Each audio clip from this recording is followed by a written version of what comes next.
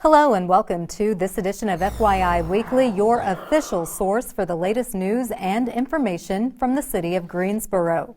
The Greensboro Fire Department is demolishing its iconic drill tower located on North Church Street. The process started with interior demolition. This tower has been used to train every firefighter who has worked for the Greensboro Fire Department. A bond issued was approved back in March of 1947 to include many improvements to the fire service. Some of these improvements included the construction of 2 new fire stations, additional apparatus, and the 5-story drill tower. The drill tower has been a Greensboro landmark since it was built in 1956. New training props are being built to replace the current tower and should provide firefighters with more technical and realistic training to better prepare them for all emergencies. These training props will be delivered and set up on the training grounds by the spring of 2020. The city's Neighborhood Development Department recently released a report detailing fair housing complaint patterns in Greensboro. Residents are urged to read the report called Analysis of Impediments to Fair Housing Choice, or AI, which includes input provided by residents and community partners. The AI supports the need for a long-term citywide fair housing plan. It emphasizes major barriers that have historically blocked access to affordable housing in Greensboro, such as adequate housing, segregation practices, economic stability, and lack of accommodations for persons with disabilities. The AI is one of Neighborhood Development Department's first steps in launching Housing GSO, a 10-year affordable housing plan to improve access to and the condition of affordable housing for Greensboro residents. Residents can participate in the second phase of community engagement by joining the conversation online. Follow the campaign on Facebook at GSO Neighborhood Development and use the hashtag #HousingGSO. For more information, contact Caitlin Bowers, the city's Community Development Analyst, at 336-433-7266. Greensboro Mayor Nancy Vaughn has been re-elected to chair the North Carolina Metropolitan Mayors Coalition, which is a bipartisan group representing the mayors of the state's larger cities. Mayor Vaughn will continue to lead the coalition in its work with the General Assembly and executive branch, advocating for policies that create high-quality economic development, invest in transportation networks, and promotion of public safety across the state. Mayor Vaughn said, "It is an honor to be chosen to lead Metro mayors and host my friends and colleagues from our state's cities. We share strategies and we work together to make our state and our cities the best places to live, work, and play." During its annual meeting, the Metropolitan Mayors Coalition visited the Piedmont Triad Airport to learn about the state's growing aerospace industry and the airport's focus on job creation. The visit to the airport included a stop at Honda Jet, the headquarters and manufacturing center for Honda's best in-class corporate jets. The group also rode Greensboro's new fleet of all-electric buses purchased from Proterra's manufacturing plant in Greenville, South Carolina. In an effort to help each of us improve our quality of life, the city has partnered with Cone Health for a series of brief and informative videos designed to inspire you to make better choices when it comes to healthy living. Let's check in with our friends at Cone Health for today's news for your health. Hi, I'm Nadeem Akhtar, one of the psychiatrists here at Cone Behavioral Health, and we have Neil Mashburn, our physician assistant. We're going to talk about an important topic. As we know, the winter is coming, days are getting shorter, there's going to be decreased sunlight. It can affect people in certain ways. Some people can have depression and sadness. So we're going to talk to you and we're going to take you through winter blues and beyond, and how to and when to get help for it. Now we're going to talk about how to recognize the winter blues or holiday blues. Some of the common things are people may start feeling sad or unhappy for no reason. Some people may actually start overeating and they're spending more time in the kitchen. Some people may sleep less, some people may sleep more. Although the nights are already longer, but they go to bed early, they wake up late. Some people may start complaining of headaches, irritability, having more arguments with the family members. Some people may start not wanting to go to the gym or cut down on their outdoor activities. People may feel tired and immotivated, exhausted. Some people may start indulgence in more alcohol and drugs. And feel more worryful and start having more anxiety symptoms. Here's some tips for coping with the holidays. Number 1, set realistic expectations. Make a schedule and stick to it. And in that schedule, be sure to put plenty of downtime for yourself so you can relax and enjoy the holidays. Also, be sure to get plenty of rest, continue to exercise, and try to eat healthy. Take a break from social media. Spend time with your family. Engage. Turn off that computer, shut off that cell phone, and be involved with the family. Now we're going to talk about the warning signs of winter blues. It is important to recognize it so that you can get help. Some of the common things that can happen is dysfunction. Dysfunction can be in any way. You can start skipping school, not going to work, calling in sick, amotivated, not able to do the things that you were enjoying before, like social activities. Other things to worry about is hopelessness. People start feeling as if there's no light at the end of the tunnel. Crying spells. You're getting more irritable with the family and friends, and small things bother you too much. Feeling of guilt, as if you're recalling the past events which are traumatizing. Excessive sleepiness, not taking care of your personal hygiene. The most important thing is some people start losing weight. If the loss in weight is more than 5% or the gain in weight is more than 5%, it's definitely a sign that this is more than winter blues. You may turning into a major depressive disorder, and it is time to get help. So when and where to get help? Again, if you have feelings of hopelessness, anxiety, and depression that seem particularly intense and don't go away, or if you're having suicidal ideation or a family history of depression or mental illness, you can always talk to your family doctor, or you can call Cone Behavioral Health, Kernersville Med Center. We're here. Thanks for joining us. We hope we've been able to provide you with some helpful information. If you or someone you care about is experiencing depression or the holiday blues, help is available. For more information, go to conehealth.com/behavioral health. Lessons about democracy are available through a traveling exhibit. We'll have that story and more news coming up after the break. Stay with us.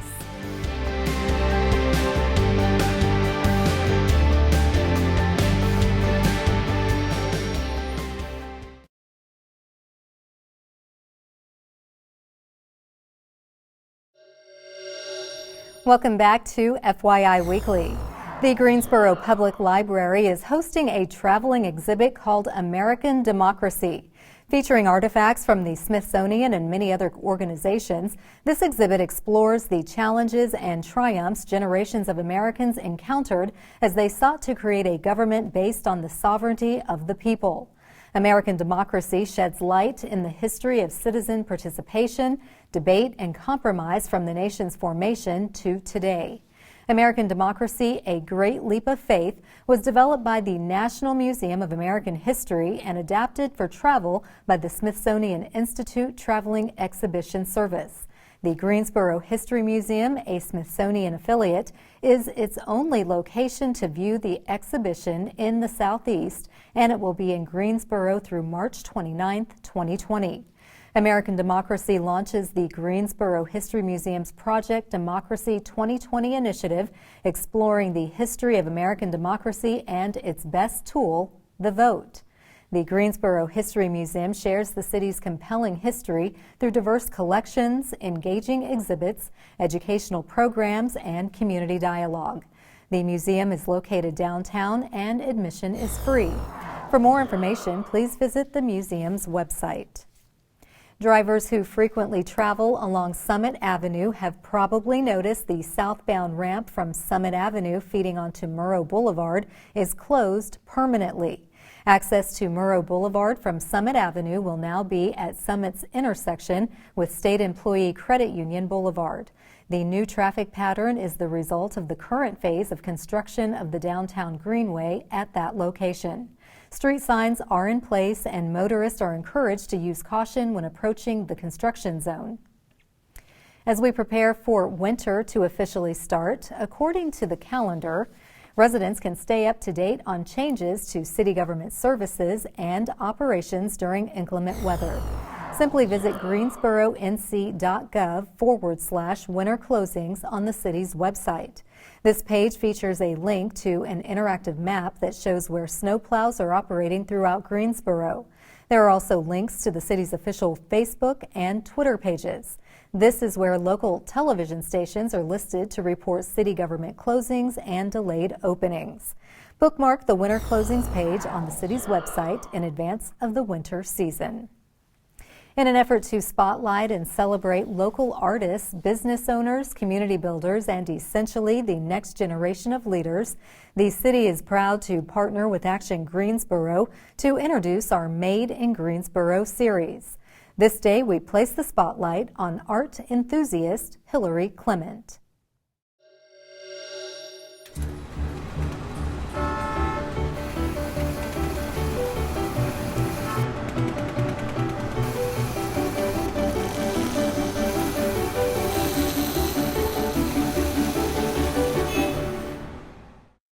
When Hillary Clement drove from her Glenwood home to her downtown studio, she passed the shabby corner store on South Elm and Washington Street each day.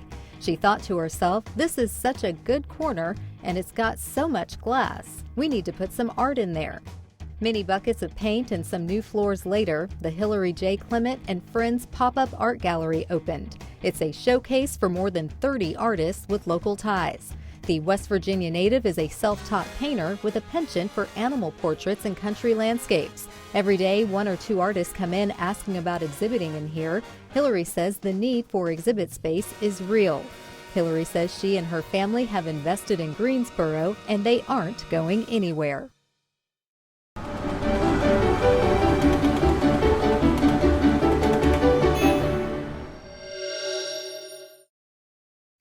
To learn more about Made in Greensboro or to see more images taken by photographers Jerry Walford and Scott Mothersbaugh, visit the Action Greensboro website at madeingso.com.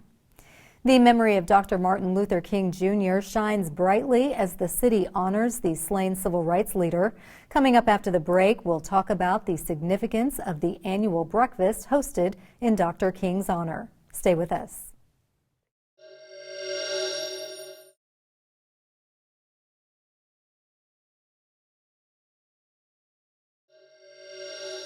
Welcome back to FYI Weekly. The city of Greensboro prides itself for placing emphasis on diversity and inclusion.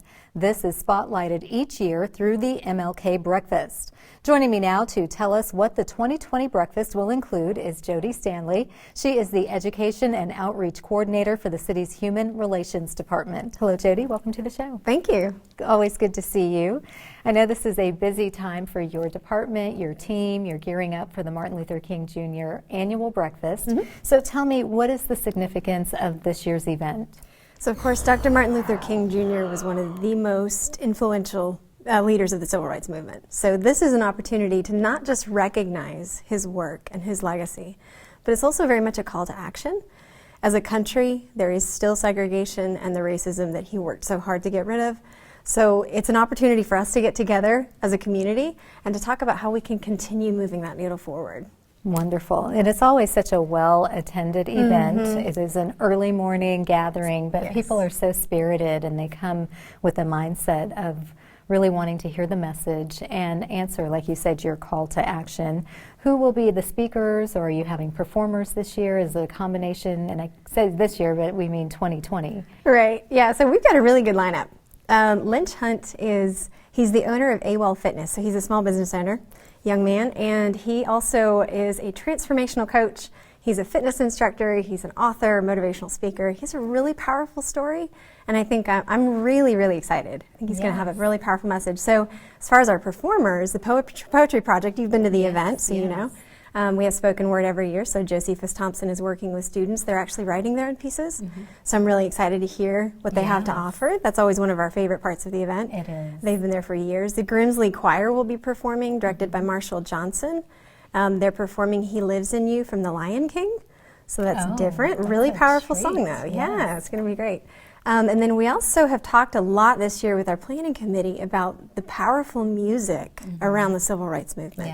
So we have a performer named Ron Tuck who will be singing some old spirituals as well as some music that's associated with civil rights. I'm really excited. Oh, this is a really nice lineup. Now, I'm sure folks listen to that explanation, preview, and want to know, when is the actual breakfast? Is there still opportunity to get a ticket, and if so, how much? Yeah, absolutely. Tickets are going fast. We sold over 600 in the first 2 days. Oh, wow. So tickets are going fast, but if you would like a ticket, they are still available. If you call 336-373-2038, that's our main line, and they can call to reserve a ticket. They are $20 or $200 for a table of 10. Okay. And you can pay with cash, check, or money order. Oh, we're upping our game. Yes, yes. And what is the actual day of the breakfast? The day is on January 20th, so that's actually MLK Day. Wonderful. And it's at 7:30 in the morning. We do recommend that you arrive around 7 o'clock. It's a Okay. really busy event, as you said. A lot of people, Yes. over 1,000 people come to this event. So it takes a while for people to get in the door. Okay. So if they arrive at 7, we'll be able to get everyone seated, and the program starts at 7:30.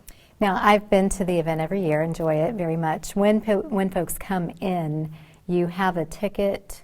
Do you need to stand in the line, or do you go past that line? Yeah, so a ticket is required for entry. So if you have a ticket, you can go and stand in the general line. If a friend got your ticket for you, or you just don't happen to have your ticket in hand, but you did pay for it, you can go around the corner to the registration table and pick up a ticket there, and they'll let you in a separate door. Okay, wonderful. We just didn't want people standing where they didn't need Yeah. to be standing if possible. Before you go, tell us, why is it important in terms of participation that you have diversity reflected across generations? Absolutely. So one of the things with MLK's dream is that we need the story to be told. And that's the piece from the older generations. But for the story to continue to be relevant, we need the legacy to be sustained. And that's where we need younger generations. So really we need all ages to be unified around MLK's vision, and just really are pushing that needle forward for a country without racism or segregation. Wonderful. Well, thank you, Jody. I always appreciate everything you and your team is doing to bring our attention to diversity, the need for inclusion, how we can all play a part. The breakfast is a wonderful event. I'm looking forward to attending. Good. Thank you so much. Thank Carla. you. Stay tuned for a little known fact about Greensboro as we tell you something about the city. That's coming up after the break. Stay with us.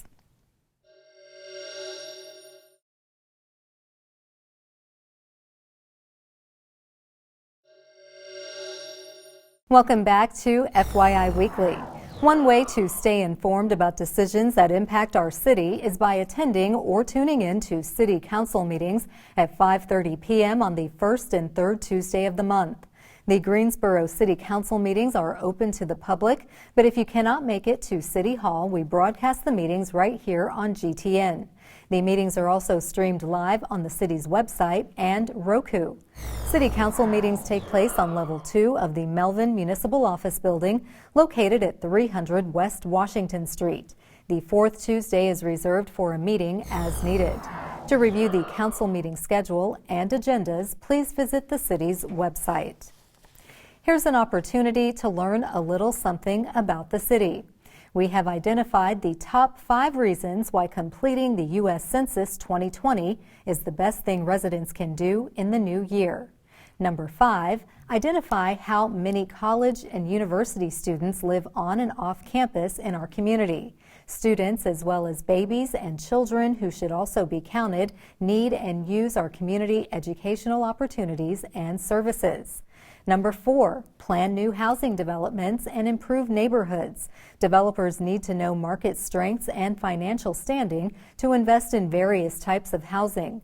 Housing needs also take into account how many people live in our emergency and transitional shelters. Number 3, determine the number of North Carolina representatives in Congress and if any district boundaries need to be redrawn. Losing a congressional representative affects an area's voice on important social, legal, and economic issues. Reason number 2, understand the needs of our diverse community in order to provide everyone with equal opportunities to live, work, and play in Greensboro. And the number 1 reason to fill out the census, it ensures updates are made to our water and sewer lines, roads, public transportation, and green spaces. For more information about Census 2020, please visit the city's website. Coming up after the break, we'll showcase our department spotlight, but first, prepare to mark your calendar for all the great events happening this week on the town.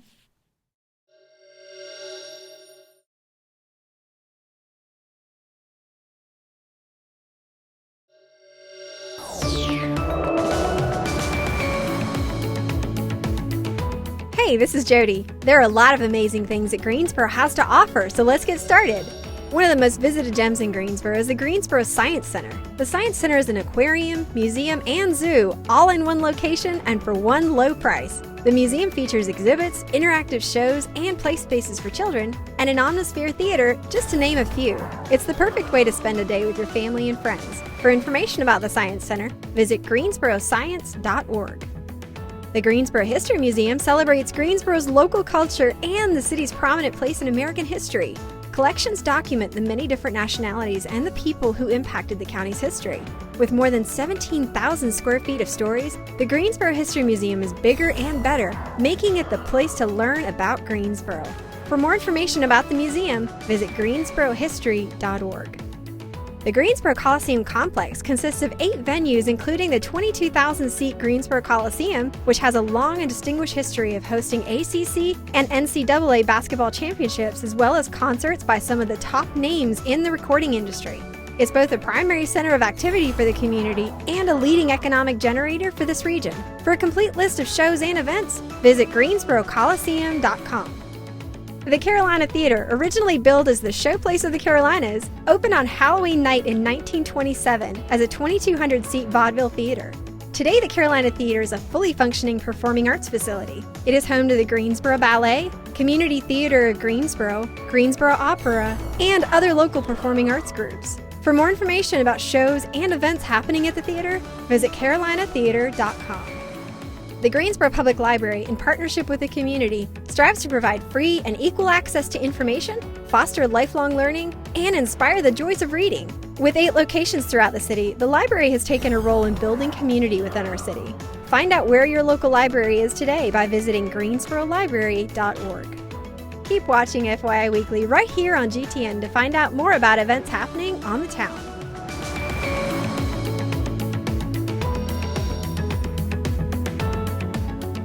Welcome back. The City of Greensboro has more than 20 departments and several divisions committed to serving you, our residents and visitors. Let's go behind the scenes in our department spotlight. Greensboro Parks and Recreation has broken ground on Phase 2 of Keeley Park. Residents are encouraged to view renderings of the park improvements, which will include the state's largest inclusive playground west of Raleigh. The additional $2.2 million of amenities will include 3 picnic shelters, cornhole courts, a festival field, an outdoor fitness area with shading, expanded spray ground deck for lounging, and raised flower beds along with a teaching area for the community garden. The new playground, called Up in the Air, will be a national demonstration site as part of the North Carolina Recreation and Park Association Healthy Play Initiative. Keeley Park is located at 4110 Keeley Road in McLeansville. Phase 2 is funded by the 2016 voter-approved bonds, paired with funds from the Land and Water Conservation Fund. Straight ahead on the other side of the break is this week's Way to Go GSO shout-out. Stay with us.